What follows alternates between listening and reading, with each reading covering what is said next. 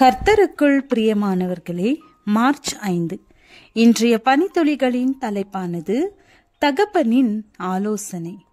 வசனம் 1 நாளாகமம் 28வது அதிகாரம் 9வது வசனம். நீ உன் பிதாவின் தேவனை அறிந்து அவரை உத்தம இருதயத்தோடும் உற்சாக மனதோடும் சேவி. இளைஞனும் வாலிபனுமாகிய தன் மகன் சாலமோனுக்கு தகப்பனாகிய தாவீது கூறும் ஆலோசனை தான் இந்த வசனம். இந்த வசனத்தின் முன்பகுதியில் சில அருமையான வழிமுறைகளை கூறுகிறார். முதலாவது, உன் பிதாவின் தேவனை அறிந்து அவரை உத்தம இருதயத்தோடும் உற்சாக மனதோடும் சேவி என்கிறார்.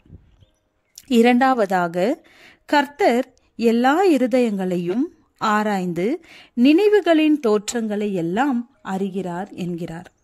மூன்றாவதாக, நீ அவரை தேடினால் உனக்கு தென்படுவார், நீ அவரை விட்டுவிட்டால் அவர் உன்னை என்றைக்கும் கைவிடுவார் என்றார்.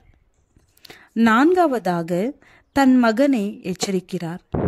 பரிசுத்த ஸ்தலமாக ஒரு ஆலயத்தை கட்டுவதற்கு கர்த்தர் உன்னைதான் தெரிந்து கொண்டார், நீ திடன் கொண்டு அதை நடப்பி என்றார்.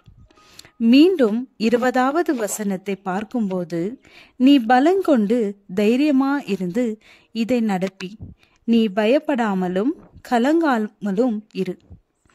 தேவனாகிய கர்த்தர் என்னும் என் தேவன் உன்னோடு இருப்பார்.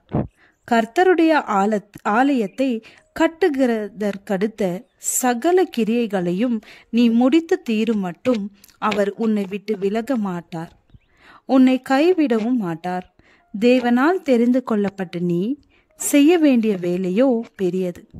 ஒரு மனுஷனுக்கு அல்ல, தேவனாகிய கர்த்தருக்கு கட்டும் அரண்மனை. நம் பிள்ளைகளை சகல சத்தியத்திற்குள்ளும் வழி நடத்துவது பெற்றோருக்கு தேவன் தந்த பொறுப்பு. சிறு பிரயாயத்திலிருந்தே அவர்களுக்கு போதிக்க வேண்டும். என் பிள்ளைகள் சத்தியத்திலே நடக்கிறார்கள் என்று நான் கேள்விப்படுகிற சந்தோஷத்திலும் அதிகமான சந்தோஷம் எனக்கு இல்லை. சத்தியம் என்றால் என்ன? நம்முடைய பிள்ளைகளுக்கு எதை சொல்லிக் கொடுக்க வேண்டும்? வேதம் சொல்லுகிறது, உம்முடைய சத்தியத்தினாலே அவர்களை பரிசுத்தமாக்கும், உம்முடைய வசனமே சத்தியம். அவர்கள் நிற்கும் போதும் உட்கார்ந்திருக்கும் போதும் வழியில் நடக்கிற போதும் படுத்து கொள்ளுகிற போதும் எழுந்திருக்கும் போதும் அவர்களை குறித்தே பேச வேண்டும். கர்த்தர் கற்பித்த கட்டளைகளையும் கற்பனைகளையும் நியாயங்களையும் வீட்டு நிலைகளிலும் இருதயங்களிலும் எழுத வேண்டும். இதுவே பெற்றோரின் தலையாய கடமையாகும். அதிகாலையில் பிள்ளைகள் எழுந்தவுடன் வேதத்தை வாசிக்கிற பழக்கத்தை ஏற்படுத்த வேண்டும்.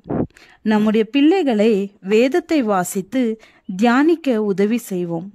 பெற்றோர்களாகிய நாம் அவர்களுக்கு முன்மாதிரியாக இருக்க வேண்டும். கர்த்தர் நம்மையும் நம்முடைய பிள்ளைகளையும் ஆசீர்வதிப்பாராக. ஜெபம். எங்கள் பிள்ளைகளை உமக்கு விருப்பமான வழியில் நடத்த எங்களுக்கு ஞானமுள்ள இருதயத்தை தாரும். ஆமேன்.